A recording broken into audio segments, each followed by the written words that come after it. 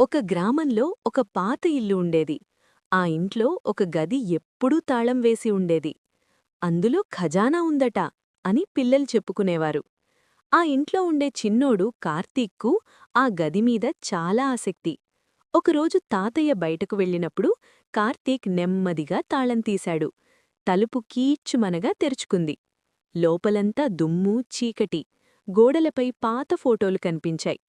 ఒక మూలలో చిన్న కట్టెల పెట్టె కనిపించింది. ఇదే ఖజానా అయ్యుంటుంది అని ఉత్సాహంగా పెట్టె తెరిచాడు. అందులో బంగారం లేదు, డబ్బూ లేదు. కేవలం వందలాది పేపర్లు మాత్రమే ఉన్నాయి. ప్రతి పేపర్ మీద ఒక మంచి పని రాసి ఉంది. అప్పుడే వెనుకనుంచి తాతయ్య స్వరం వినిపించింది. అది నా నిజమైన సంపదరా. ప్రతిరోజూ ఒక మంచి పని చేసి రాసుకున్నా. అదే నా ఖజానా. ఆ రోజునుంచి కార్తీక్ కూడా ప్రారంభించాడు. ఎందుకంటే నిజమైన సంపద మనిషి చేసిన మంచి పనులే. డబ్బు కాదు, మంచి పని శాశ్వతం.